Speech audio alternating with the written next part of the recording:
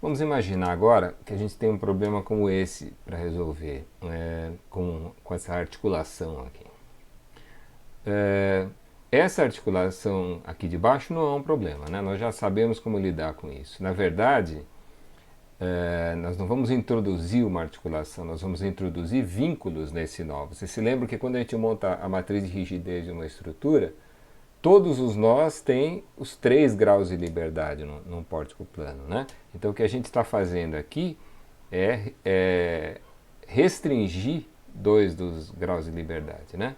Quer dizer, se aqui existem nesse nó 3 graus de liberdade, um aqui, 2 e 3, o que nós estamos fazendo aqui é restringir esse e esse, impor que esses deslocamentos sejam nulos. E aqui a gente teria só grau de liberdade à rotação.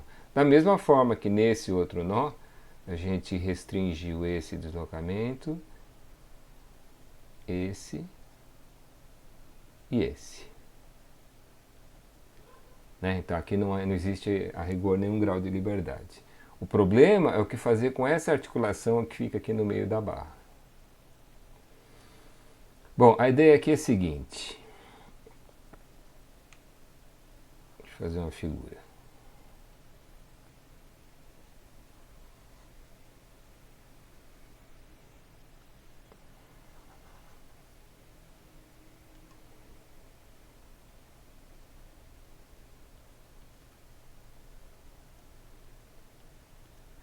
Nós vamos imaginar, vamos fazer de conta que essa articulação ela não seja exatamente no nó, mas que ela seja um pouquinho à esquerda do nó.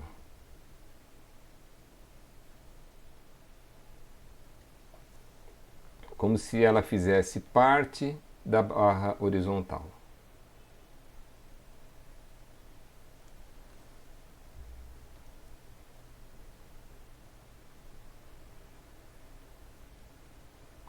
Tá certo? Então, em termos de graus de liberdade dessa estrutura, a gente teria aqui esses 3, 1, 2 e 3, e nesse nó também os 3.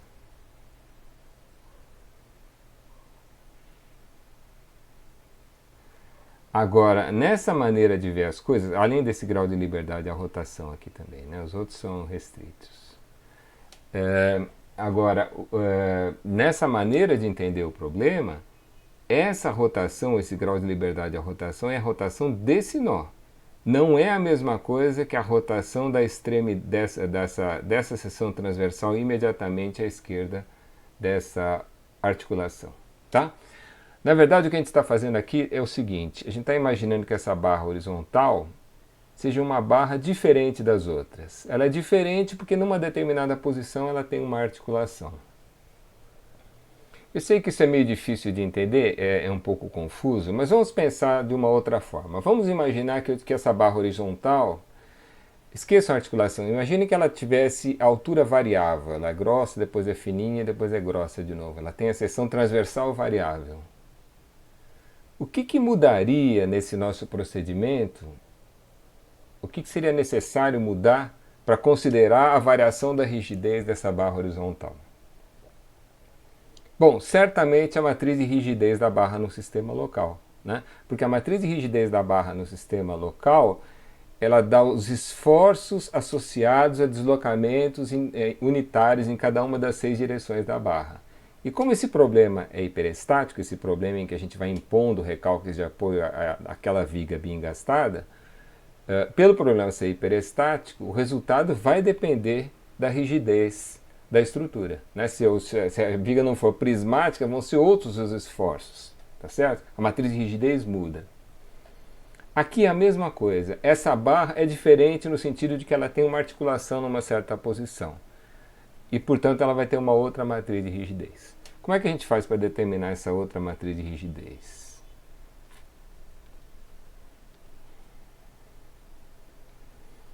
Nós vamos imaginar a barra aqui.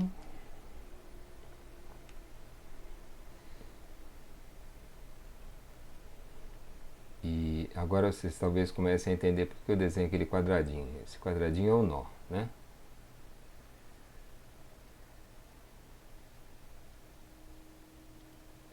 Esses nós de extremidade têm os 6 graus de liberdade. Na numeração local, 1, 2, 3, 4, 5 e 6. Esses são os 6 graus de liberdade dessa barra no sistema local, né? Digamos que a incidência seja essa. Agora, como eu mencionei, essa barra é um pouco diferente. Ela tem nessa posição, imediatamente antes do nó, ela tem uma articulação.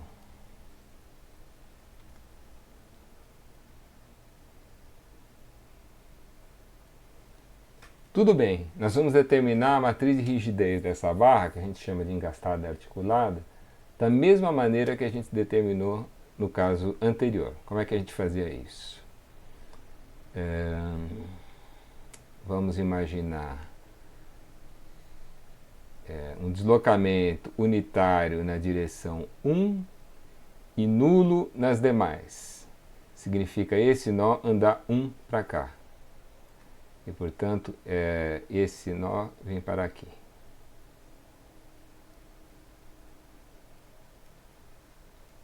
Esse outro aqui fica fixo. E a deformada da barra passa a ser esse negócio aqui. Tá? Então, esse deslocamento aqui vale 1. É um deslocamento unitário na direção 1. Quais são os esforços associados a essa situação? Já vimos isso. Aqui vai aparecer uma força de compressão EA sobre L. E aqui, idem.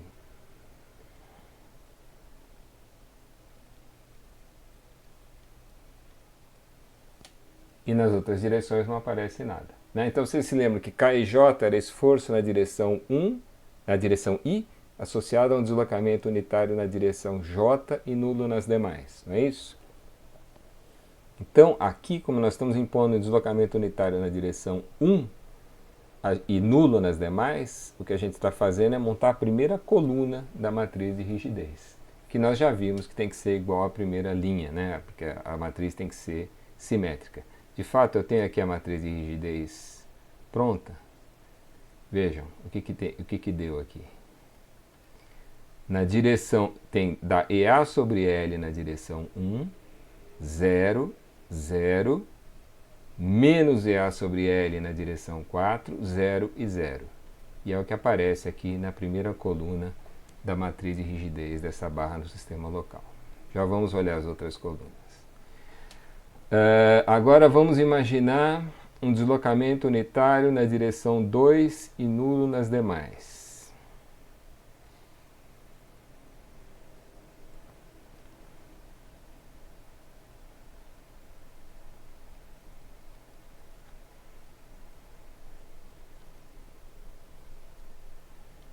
Pô, não estou nem desenhando aqui, mas aqui tem articulação, né? Vou lembrar dela. Deslocamento unitário na direção 2 e nulo nas demais significa que esse nó ele não rodou, mas ele e nem andou na horizontal, ele subiu 1. Esse deslocamento aqui é 1.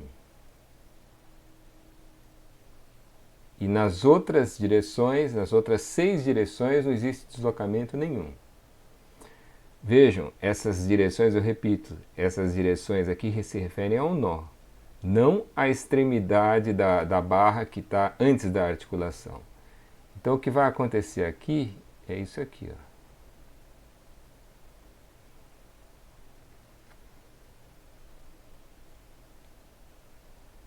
Aqui é difícil fazer essa figura.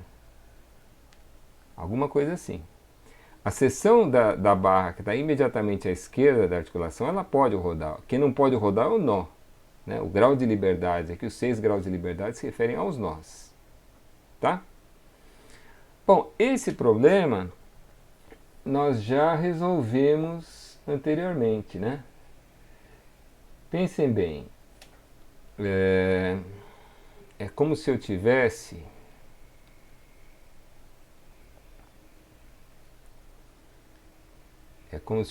a seguinte situação: uma barra engastada, vejam aqui, ó. É como se fosse uma barra engastada, articulada, em que o engastamento sofreu um recalque vertical igual a 1. É como se a barra fosse assim, ó. E esse engastamento sofreu um recalque vertical igual a 1.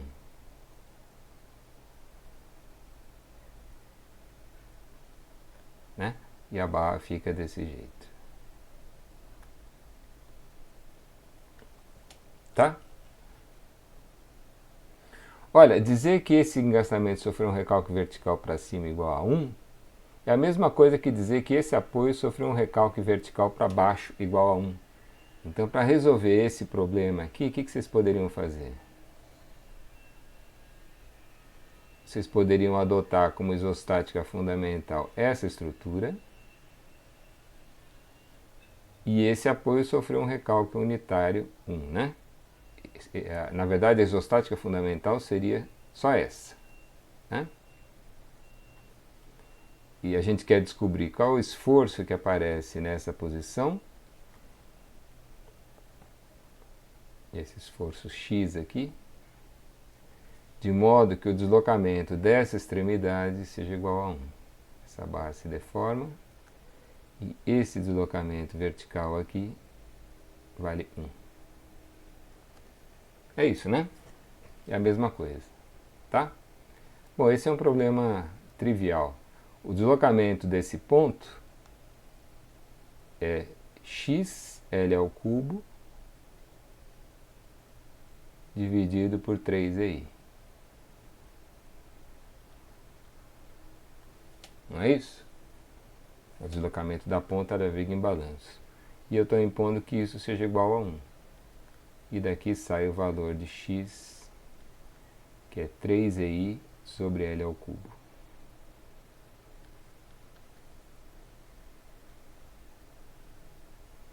Tá? Seria essa a força vertical. Então, naquele nosso problema anterior, o esforço nessa direção seria 3i sobre L ao cubo.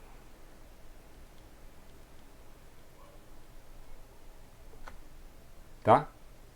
Então, para ver equilíbrio na direção na vertical, esse aqui também tem que ser 3i sobre L ao cubo.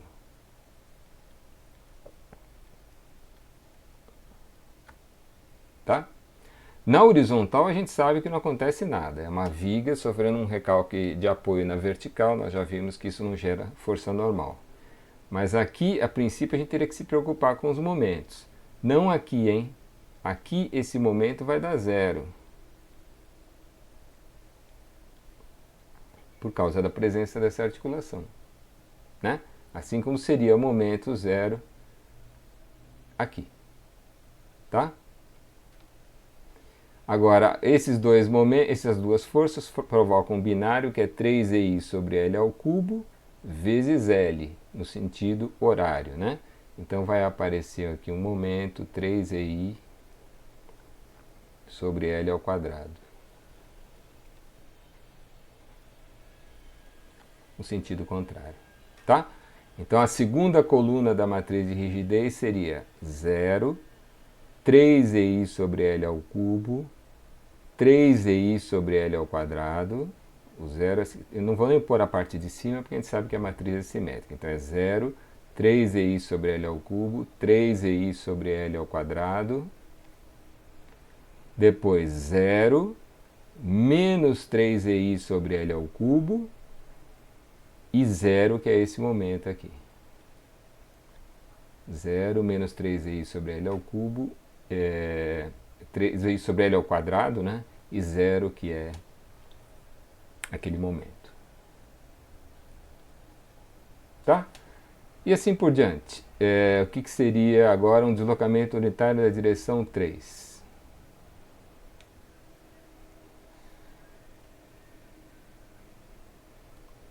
Então aqui fica fixo.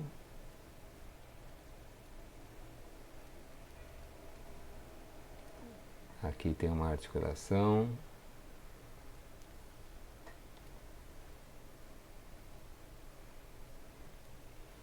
E agora esse nó roda 1 na direção 3. Ou seja, ele fica assim.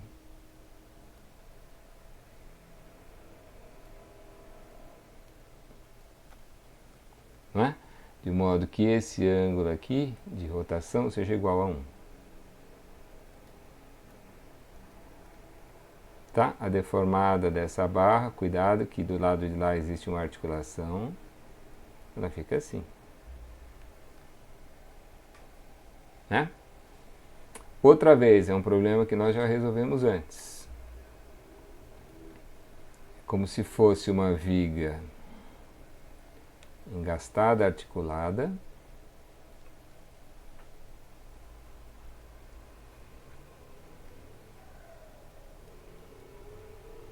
Em que esse engastamento sofreu um recalque rotacional.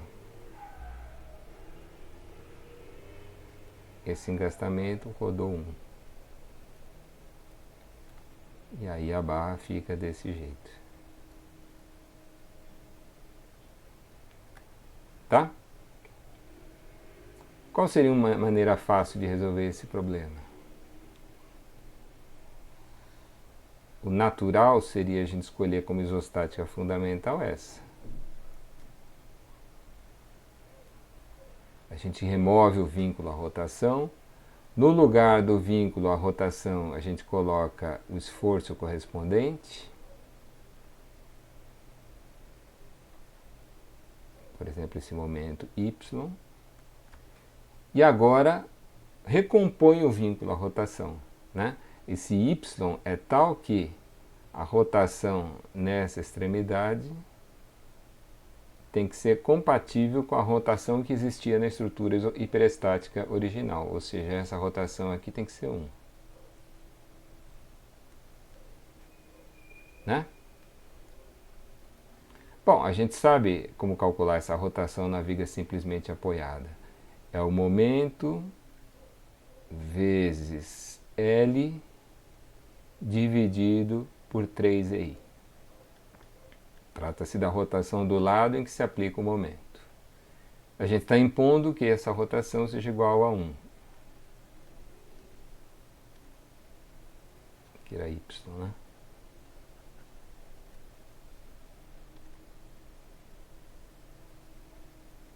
E, portanto, daqui a gente tira que Y vale 3EI dividido por L. Tá? Então, esse momento é 3EI sobre L. Voltando aqui à nossa figura. Esse aqui é 3EI sobre L.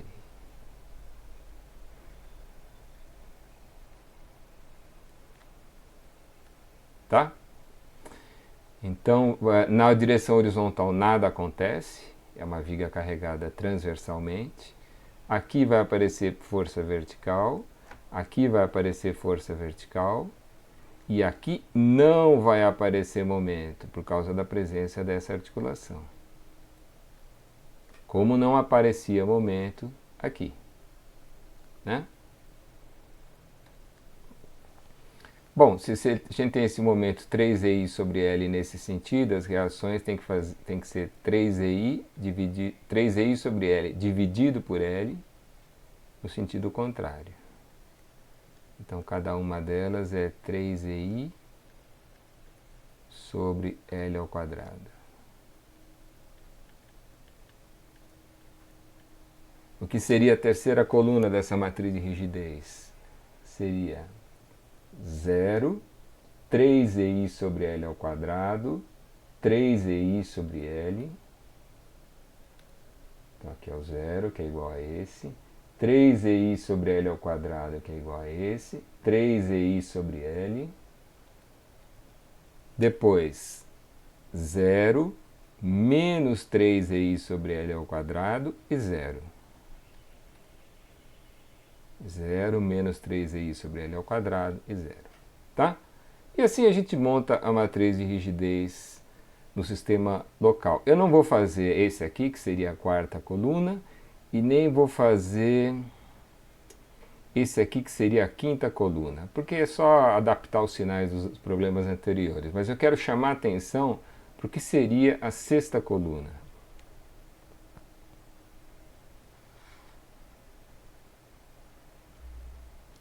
Para montar a sexta coluna, a gente teria que fazer assim.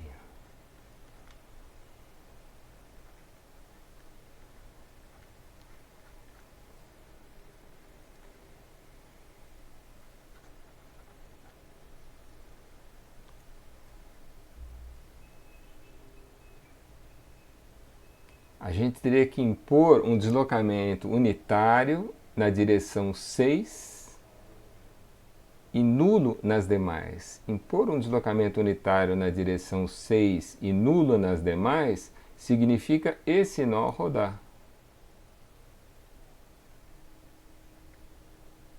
Né? Esse nó rodaria de 1.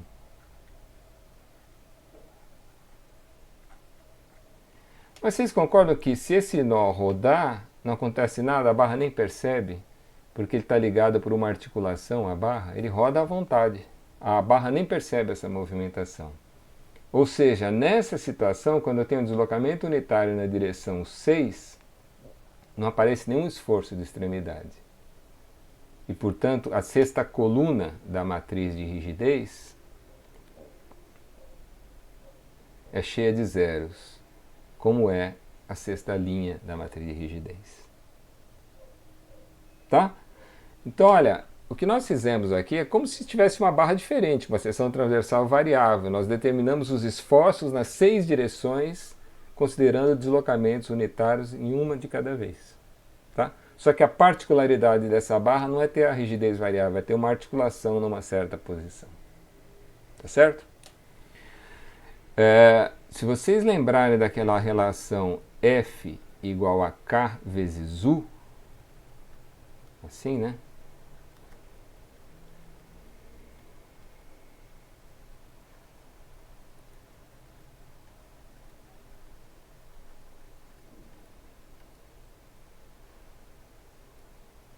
Vocês imaginem aqui à esquerda um vetor com 6 esforços nas extremidades da barra e aqui à direita um vetor com 6 deslocamentos das extremidades da barra.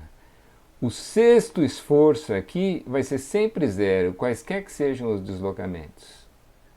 O que isso significa? Significa que esse esforço aqui é sempre nulo. Nunca vai aparecer momento nesse nó, nessa posição, por efeito dos deslocamentos nessas 6 direções. Por quê? Por causa dessa articulação. Essa articulação faz com que a barra não seja capaz de gerar momento aqui nesse nó. Né?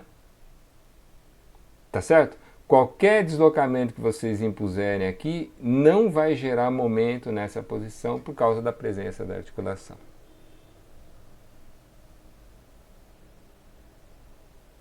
Tá certo? Bom, deixa eu falar uma coisa então.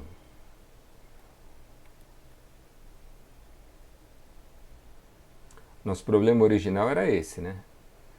Então uma maneira de resolver é entender que essa articulação na verdade está imediatamente à esquerda desse nó e ela faz parte de uma barra que agora tem um comportamento diferente, porque ela tem uma articulação numa certa posição.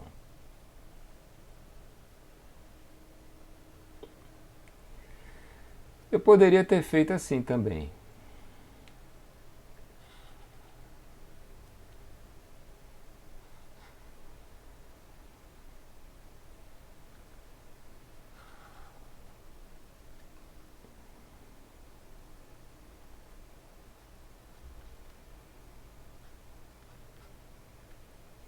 Eu poderia ter imaginado que a articulação está um pouquinho abaixo do nó.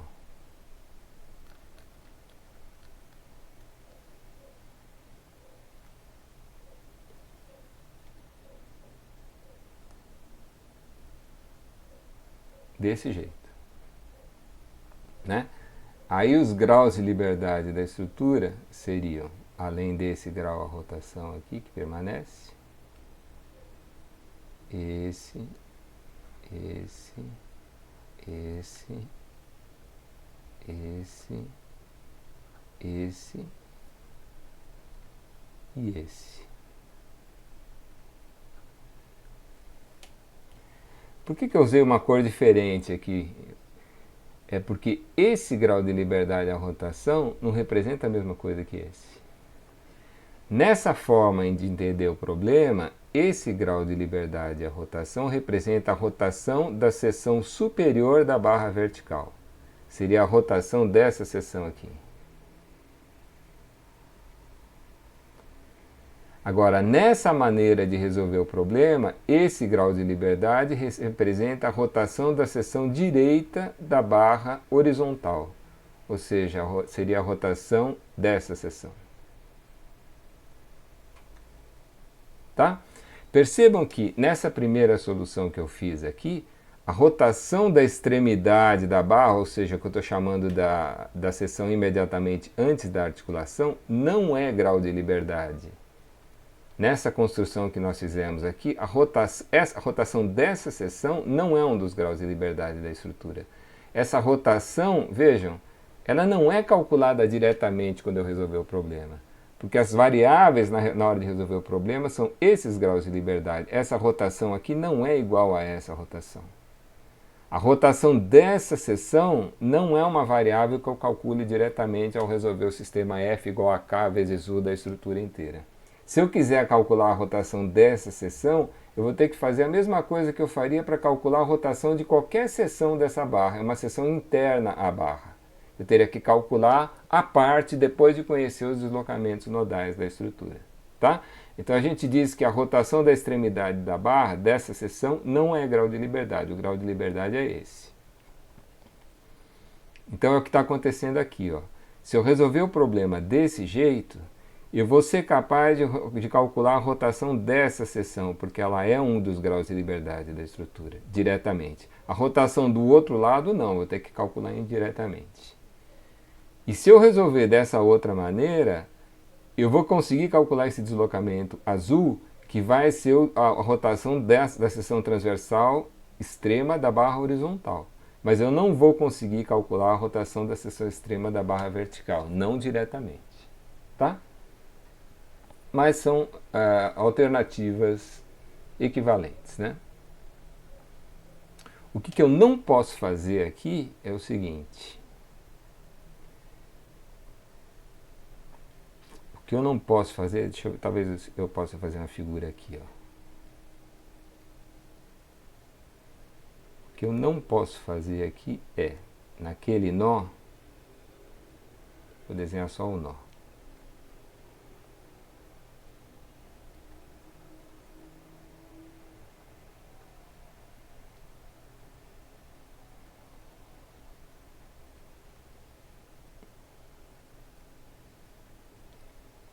Que eu não posso fazer isso aqui. Ó.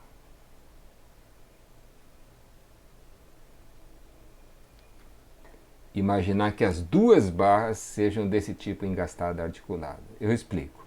Olha, nesse caso, na hora de a gente montar a matriz de rigidez do conjunto, para essa barra a gente usa a matriz de rigidez normal. Para essa a gente usa a normal, mas para essa barra a gente usa essa outra matriz de rigidez que a gente acabou de construir aqui. É a matriz de rigidez que a gente diz da barra engastada articulada. Tá? Se eu resolver o problema desse jeito, aqui eu uso a matriz de rigidez normal, aqui também, mas aqui eu uso a matriz de rigidez da barra engastada articulada. O que eu não posso fazer é usar a matriz de rigidez da barra engastada articulada para essas duas barras, como se fosse essa situação. Por quê? Porque se eu resolver o problema desse jeito, é como se existisse um nó aqui, de fato ele existe, né? Cadê? Existe um nó aqui. E esse nó tem os 3 graus de liberdade.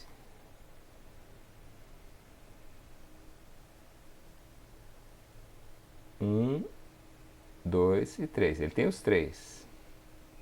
Agora, esse grau de liberdade, a rotação, não é a rotação da extremidade dessa barra, pelo motivo que nós já vimos anteriormente, e também não é a rotação da extremidade dessa barra, pelos motivos que eu vi anteriormente. Esse grau de liberdade é uma outra coisa. O que vai acontecer? Vocês se lembram que quando a gente faz o equilíbrio dos nós, a gente faz equilíbrio na direção de uma força, equilíbrio na direção de outra força, equilíbrio na direção do momento também.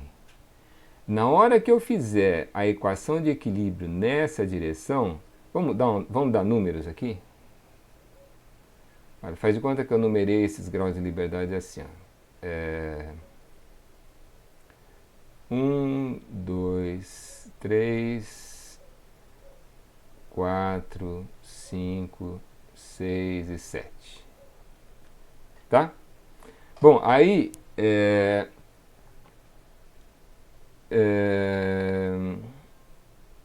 se eu usasse a barra engastada articulada aqui e mantivesse essa numeração, eu chamaria isso aqui de 6. O que seria o equilíbrio de momentos na direção 6? Eu pegaria o carregamento externo na direção 6 e depois todos os momentos de barras que chegassem nesse nó, nessa direção. Acontece que essa barra aqui não vai entregar momento nenhum por causa da presença dessa articulação. E essa barra também não vai gerar momento nenhum por causa da articulação nessa posição.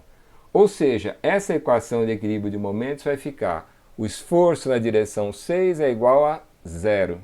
Né? Lembra que a gente fazia isso? A gente fazia o F grande, era uma soma dos F chapéu. Cada F chapéu é a contribuição de uma barra. Pois bem, nessa posição que eu chamei de 6, todos os F chapéu vão dar 0, porque nenhuma barra gera momento nessa direção, nenhuma barra que chegar nesse nó. A equação correspondente vai ser F6 igual a 0. E como esse grau de liberdade 6 é um grau de liberdade livre, ele está lá em cima, naquele cantinho que nos interessa, na matriz de rigidez reduzida. A matriz de rigidez reduzida vai ter uma linha de zeros. O F6 vai ser 0. Se a matriz reduzida tem uma linha de zeros, ela não é inversível. E o programa vai apitar. O que aconteceu aqui é que essa estrutura ficou hipostática com essas duas articulações. Se eu aplicar um momento aqui, não há nada que equilibre esse momento. Não existe momento vindo de nenhuma barra que seja capaz de equilibrar esse momento. Tá?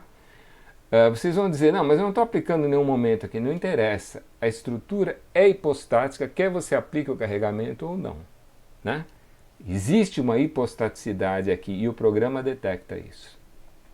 Vocês lembram que eu comentei com vocês anteriormente que essa coisa da matemática do problema detectar a hipostaticidade era muito interessante, porque às vezes a gente não percebe a hipostaticidade.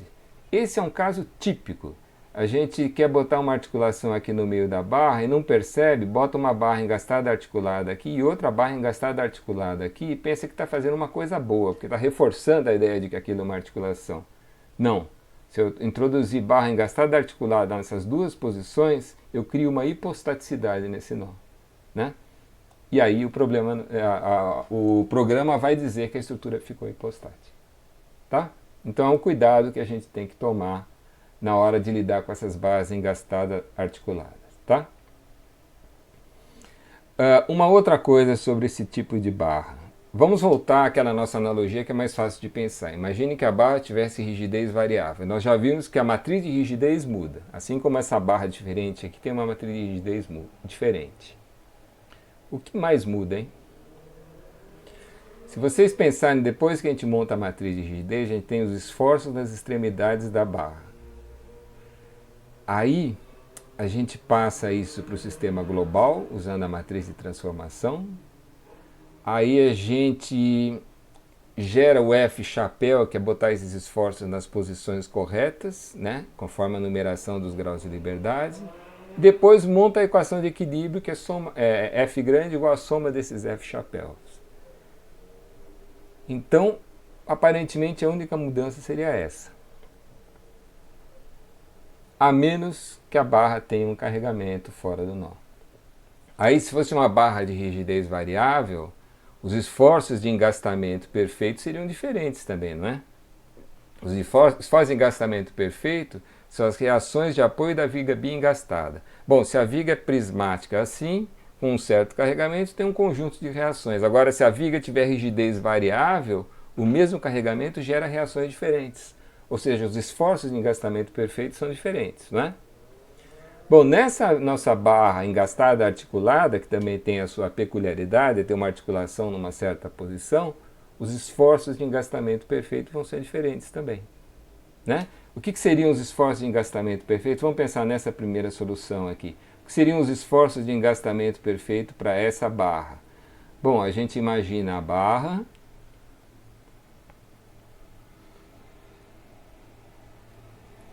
com os 6 graus de liberdade dela restritos. Daí que vem a ideia de engastamento perfeito, né? Os 6 deslocamentos nodais são nulos. 1, 2, 3, 4, 5 e 6. E a essa barra a gente aplica esse carregamento. Acontece que essa barra aqui, ela tem como particularidade o fato de existir uma articulação nessa posição. Então, resolver esse problema, que é o problema de descobrir quais são os 6 esforços associados a esse carregamento, os esforços associados a essa situação em que não existe deslocamento nas direções 1, 2, 3, 4, 5 e 6, calcular essas reações de apoio, no fundo, é resolver esse problema hiperestático aqui.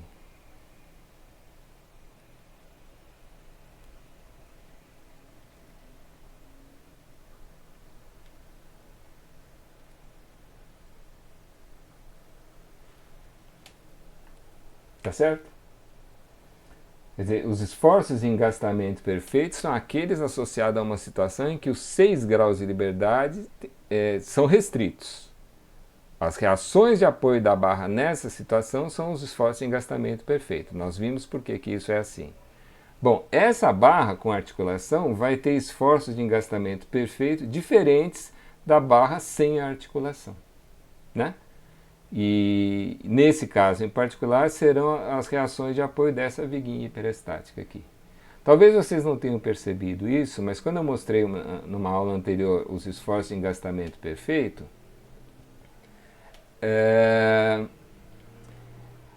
uma parte dessa tabela, cadê? Tinha vigas desse tipo. Aí vocês vão dizer, mas que raio de engastamento perfeito é esse? Não é engastamento perfeito, aqui não é engastamento. É um engastamento perfeito, entre aspas, que a gente usa aqui. Os nós são engastados, só que a barra é diferente, ela tem lá no miolo dela em uma certa posição uma articulação, mas os nós são engastamentos perfeitos. É assim que a gente deve entender esses esforços de engastamento perfeito. Tá bom?